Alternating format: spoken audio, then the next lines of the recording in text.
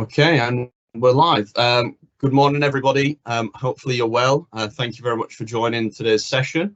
I hope you managed to get a comfortable night's sleep with the heat that we've had recently, and that you're able to stay hydrated and refreshed today. We will start the session very soon. I'll just introduce a couple of things very soon, and I'm keen to get things underway because it's just going to be a 30-minute session this morning. I can see we've got 73 attendees already, so that's fantastic. Thank you very much for joining. I'm sure the numbers will go up very soon. And within today's session, it's not just going to be myself that's talking. So my name is Joe Nicholson. It'll also be Vishal Patel as well. So Vishal will join us later on, around about halfway through the session, and it will just give us a little bit more information for today's topic of reboot and restore. So let's make a start at this point. Today's session, Reboot and Restore, you can see it's really about the importance of taking time off. In terms of taking time off, we're going to expand upon what that is going to be a little bit later on and give you an outline of what to expect and what we're going to talk about. Before we get to that point, I just want to signpost you to the way of how you can interact with today's session. So because we planned in a half-hour session and typically we'd take questions via the chat box, what we're going to do today is take questions via the Q&A feature. So you'll find that the Q&A section is towards the top of your screen, and you'll be able to email through, get in contact with us. And if we don't reply straight away, we'll certainly get back to you at some point to answer any questions. Or if you've got any feedback for the session, that's certainly welcome as well. But I will signpost you to a way of leaving feedback as well towards the end of the session. Before we go into the outline, before I share with you what to expect, I just want to give you a quick heads up into, or a bit of background, should I say, into ToHealth and the PAM Group overall. So ToHealth and the wider PAM Group, particularly for those of you who have not attended any kind of session like this before, and one of these webinars, it would be important just so you understand, you know, the overall collection within the group and the amount of expertise that we've got.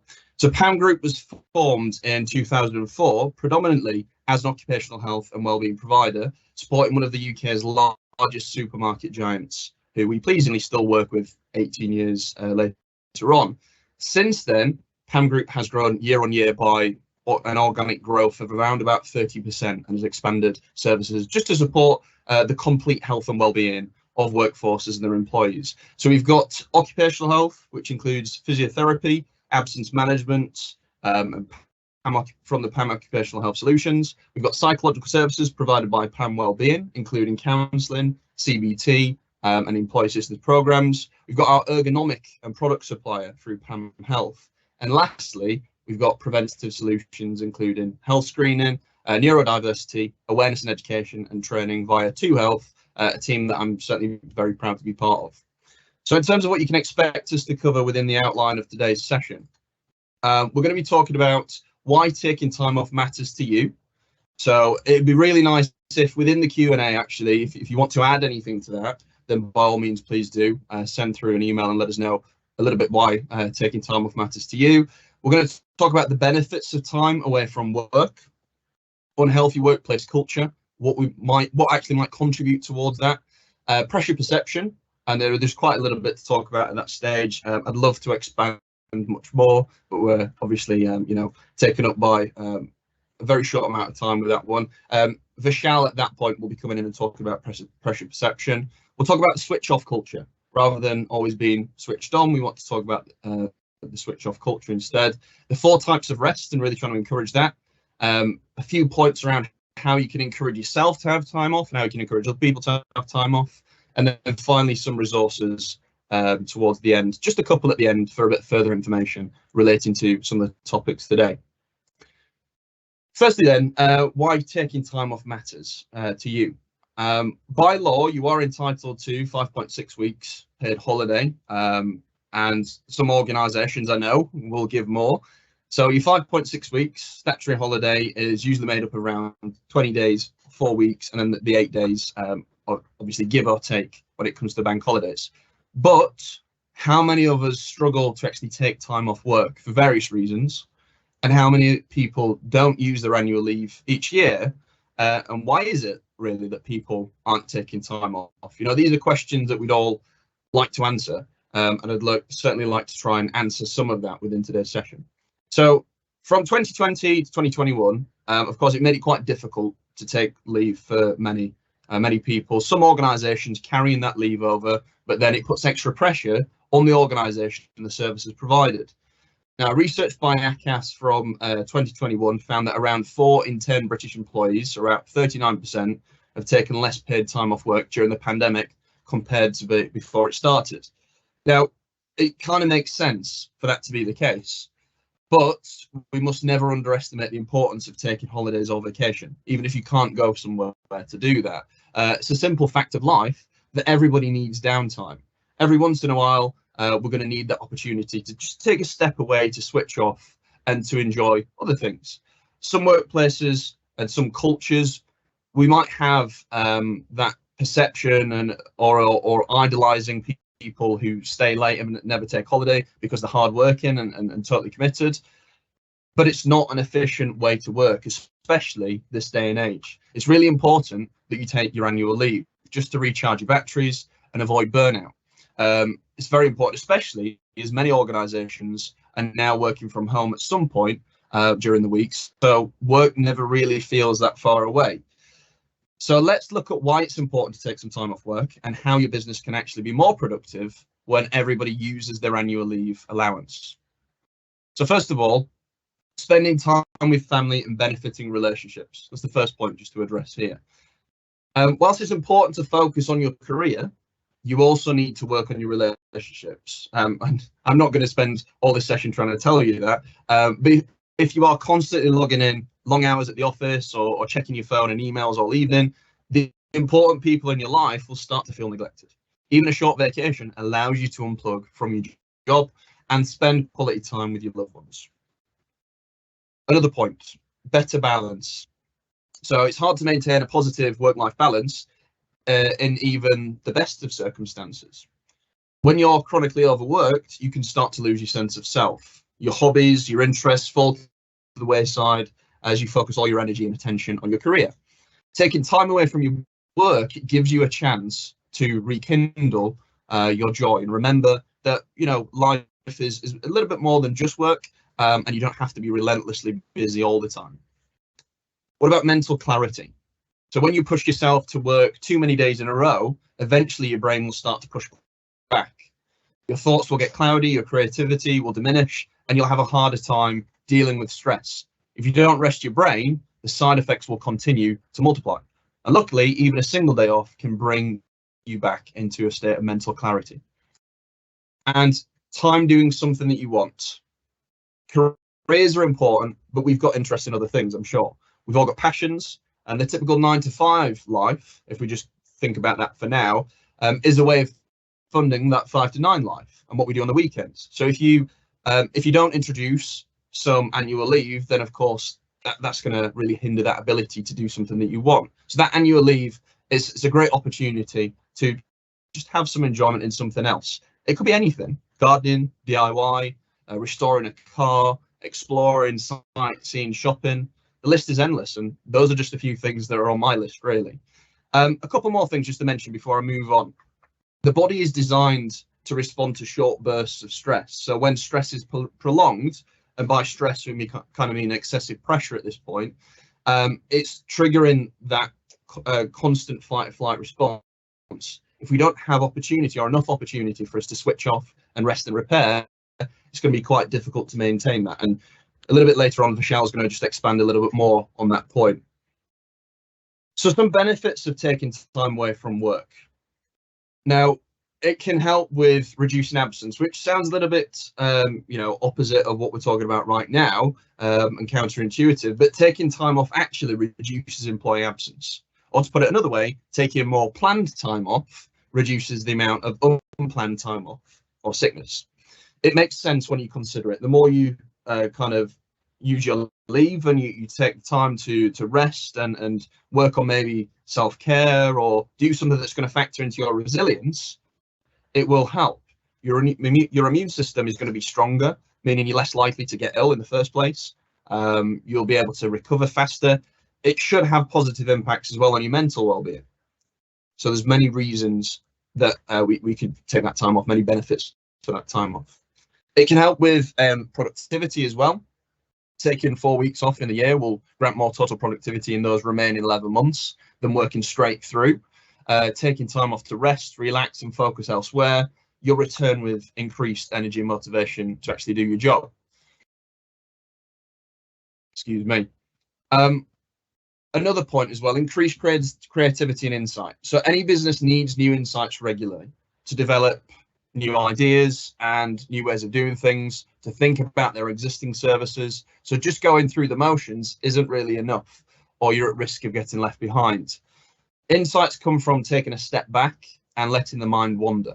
Even if managers want to set an example by appearing to work all the time, they're doing themselves a bit of a disservice at that point by missing out on thinking time. Despite the pressure to appear constantly busy, thinking is a critical part of innovation as well. And the final point on this slide here, it attracts new talent. So a proper leave policy will undoubtedly work in your favour when attracting highly skilled employees. While we're not huge fans of unlimited leave just yet, it does appear quite often in job listings as a desirable perk. People like time off, of course. We'd argue that many companies that kind of take employees' well-being seriously will really emphasize that and really encourage people to utilize that as much as possible.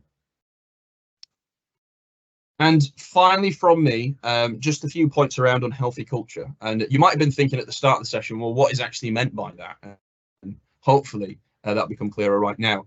If you've spent much time in a professional environment, you've probably met people who wear their job stress like a badge of pride sometimes.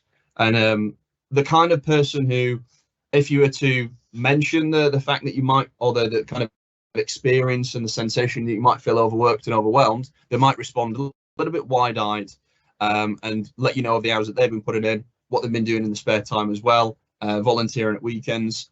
And I'm not trying to make fun of the situation, but you know, if that person exists, if you know somebody like that, great, but we shouldn't really encourage that. It's not sustainable. There's more risk of burnout and other health related complications. So employees with unhealthy attitudes towards time off may be promoted and may then have more influence over others when they're in a managerial role. The same unhealthy attitudes that they have can now then be enforced upon other people. In workplace cultures, that reward for overworking and really presenteeism, those who take time off are seen as letting down their team, and the other people, other colleagues, maybe there's that perception of being weak. Sometimes even taking sick days because you're genuinely ill could be frowned upon. So this social or team pressure could be the result of something called normative social influences or even emotional contagion. Group behavior can be contagious. So non-conscious automatic mimicry, for example, how you might laugh at something just because others are laughing, or nod agreeably when somebody else is nodding, that can be dangerous in a way for which it pushes this unhealthy culture. So if you've got a behavior being emphasized or discouraged by others due to group behavior being contagious and stemming from strong characters or characters with perceived authority, it can be difficult to feel confident and comfortable when going against that behavior. So this can be really discouraging because you don't want to let your friends down at work. You don't want to be passed over from maybe promotion or opportunities because you don't have that right mentality. But not only is this approach completely unsustainable, it's also massively inefficient. It's important to take time off work. So research shows that working too many hours kills our productivity. One study shows that employees working 40 to 55 hours a week perform significantly better than those working 65 plus hours a week or more. And by law, an employee cannot work more than the average 48 hours a week unless either of the following apply. They agree to work more hours, known as opting out of the weekly limit. They do a job not covered by the law on working hours, sometimes known as working time regulations. So there are ways around this, but the vast majority of the time, 48 hours a week is what we should be. You know, it depends on your contract, of course. Depends what we should be sticking to, really. Now, at this stage, what we are going to do is I'm just going to hand over to Vishal. So Vishal will start to go through the other part of the workshop and talk about perceived pressures at that point. So we'll just make sure Vishal is ready, and then I'll hand off to Vishal whenever he comes through.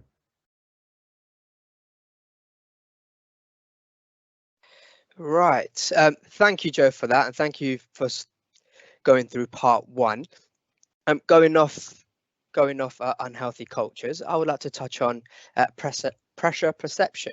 And we all know what that kind of pressure is, and we all feel it on a daily basis. That pressure is something like stress. And again, stress is subjective. A few questions that you want to ask yourself is, what is pressure to you, and what is too much pressure to you?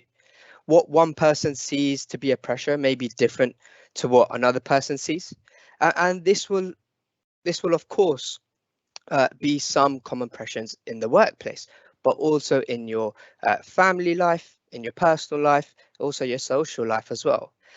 When there is too much pressure, or when there is a combination of those pressures becoming too much, some pressures can be good, but excessively, that pressure will come to a point of being overwhelmed and feeling that unable to cope. And that is what we actually call stress. And to know what you find to be a pressure or to be too much pressure, there are certain ways to acknowledge that. One of the ways could be try journaling, writing down your thoughts, those pressures, so you're actually aware of them. A great way to actually reflect is to reflect and get to know yourself. So writing down your goals, your plans, and your priorities, that can go a long way. Performing daily self-reflection, whether it's for 2 minutes or for 5 minutes, asking a trusted friend to describe you. If you are looking for, something a bit more with a bit more reasoning or scientific background, well, we can find those online tests which help with personality, or those psychometric tests. And lastly, in that workplace setting, when you're doing giving in deadlines, or on a certain project, or anything in the workforce, just asking for feedback from your colleagues, from your managers, that can really help you to go a long way in improving your self-awareness, and having a better way in dealing with pressure. So working in a team also means, looking out for each other and recognizing excessive pressure, or finding that stress in others, and then obviously encouraging to take a mini break, some headspace, and actually some time off. And as you can see on this on the slide here, we've jotted down some excessive pressures and stress in others, in ourselves, and we can all relate to them. So if you look at the first one, changing in eating habits, there might be some of us here today on session where, when we do feel too much stress, we see a change in our eating habits. We either eat too much, or we're snacking too much, or we're doing the opposite and not eating too much. We definitely feel a lack of energy, a lack of motivation. So that's where our work rate would slowly dip off or drop off. We feel a sense of frustration. And that's when that physical symptoms such as headaches, stomach aches, will start to occur. So not only, having poor performances at work, but taking that back into your personal life and your home life, well, you're going to have disturbance in your sleep, unhealthy sleeping patterns, trying to get to sleep earlier, but it's not working. So you end up staying up late, waking up early, and you become into that negative cycle where it starts to affect your mental well-being, physical well-being, and your emotional well-being. And continuing on with pressure perception, we also have something called burnout. And burnout was recognized by the World Health Organization, so WHO, as an occupational phenomenon. And what we're looking here is the lines between work and that home life. And this has become increasingly blurred, especially over the last few years, going through the pandemic and the pandemic rules and the COVID rules. That whole work aspect has become working from home. We've seen us working for longer hours, and we started slowly see maybe a negative impact where we've not been something used to. So if you take the definition of burnout, well, burnout is a state of physical and emotional exhaustion, and it can occur when you experience long-term stress in your job, or when you have worked in a physical or emotional draining role for a long period of time. Some of the common signs of burnout. Well, you're feeling tired or drained most of the time, feeling helpless, trapped, or deflated or defeated, shall we say, having that detachment, whether it's to your work, to your personal life, having a negative outlook on everything that you go through on a daily basis.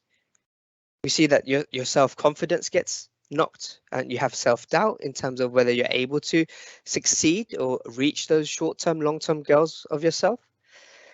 And one of my pet enemies is procrastinating, taking longer hours to get things done.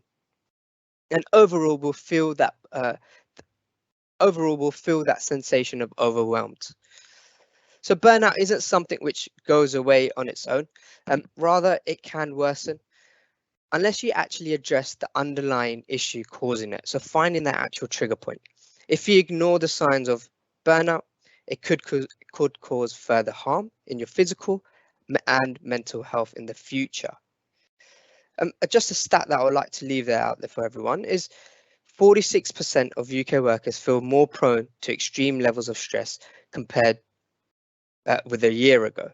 And we can take that, and that was from March 2020 from the Mental Health UK organisation. So we can see that in a matter of year, of course, taking the pandemic and into consideration, nearly more than half the UK workers feel extremes level of stress. And moving on, still with the pressure of perception, we also want to touch on touch on language. Pressure is felt based on social influence and language. There was a study taken by Milgrams, who used as a famous electric shock study. And what he was able to take out from the study is that obedience was the highest when the person was nearby giving the orders and they were perceived by an authoritative figure. So when we look at the shoulds and must statements, we use this to put pressure on ourselves, but equally the delegation of the task that can come similar effective. So shall we say those urgent emails? So someone constantly under pressure can pass that pressure on through their communication. So pressure can be good, but too much of this, of course, can be bad. If we look at the tone of voice, well, along with non-verbal cues like your body language, eye contacts, and of course, your tone of voice, these are essential elements of communication, and that often speaks much more powerfully than your actual words ever could. And then lastly, it's that form of communication. So that verbal communication is one thing. Within an organization, today there are many ways of communicating, through emails, through like this, Teams, you got Zoom, you got even shared documents, text, WhatsApps. There's so many, and all of them with their own unwritten socially acceptable nuances to actually navigate that communication. So it's important to know. So if no individuals are, defiant, then people will continue to obey. And if someone does not see the actual direct impact of this or their actions, well, they are more likely to, conform due to, being dispersonalized to the actual outcome. So having a look at pressure perception, let's have a look at the next slide, which is the 4 types of rest. And the 4 types of rest include mental rest, social rest, spiritual, and physical. So starting with mental rest, well, this really means focusing intelligently on your actual environment in a way that's rejuvenating. Techniques of mental rest can give you the ability to actually obtain a much more calm and relaxed concentration and actually make decisions much more quickly and effectively. Social rest, well, using the power of social connection to able to relax, so going for a walk, having a nice dinner, playing a ping pong or one of your favorite hobbies, or just talking on the phone to a long lost friend is an awesome way to recharge, get things off your chest. And even if you've got a highly pressure or highly social job, being with friends is an important part of feeding our psychological needs for the human connection. Spiritual rest, a way to practice of connecting with things larger and greater than actual ourselves, and that provides fellowship, a meaning to life.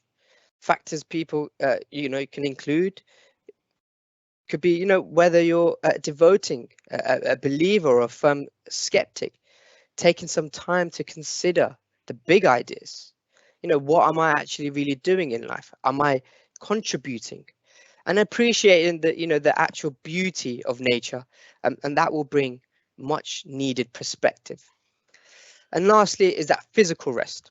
So looking at physical rest is by focusing on your body and its simplest physiological processes, which help to bring calm and relaxation, mental alertness, and surprisingly, overall better health. All right, maybe for this one, you can actually laze around on your sofa on this, but time to get horizontal and actually just chill and relax. And that's where I'm going to relate it back to resilience, because resilience is the ability to bounce back from multiple knockdowns, or should we say from that pressure perception or that stress. And this is why encouraging taking time off is important. So moving on to the next slide, where to encourage taking time off, we've made it, we've made our case of why it's important to take time off, and Joe has mentioned various points there. But just to highlight a few, importance of sick days. If people in your team aren't taking holidays, this is the chance. Then that's the chance that they are reluctant to take sick days off too. But persistism and detrimental to the workplace. And the best way the employee can get better quickly is to stop and take care of their physical well-being. Second one is to lead by example. As a manager, it's generally down to you to model the kind of behavior that your employee or that workforce you want to imply. So employees are less likely to ignore your suggestions if there's no apparent gap between what you say and what you do. Plus, we don't want to forget that managers are only human too. The third point being making your holiday policies clear and accessible. You can spend all day ranting about, the importance of taking those vacation days. But if your policy around taking time off is an actual mess and you don't really understand it, this won't make a difference. So booking time off should be a quick and easy method. So while it's still important to have managers and HR to sign you off on your employee holiday, it is still something that you can semi-automatic do with the right tools. And that fourth point is making it easy. So making booking holidays, taking annual leave easy. That means encouraging and keeping track and having a system that does this. Making it easy for the managers and employees too. Making full use of technology and systems to keep track of all the team's annual leave. To process and to approve annual leave will make sure that tasks of booking and approving annual leave is a straightforward job and it's possible. And lastly, as we are coming to the end of the session, I would like to play a clip, a short clip, which basically helps us summarize this session on reboot and restore. So I'm just going to play it now.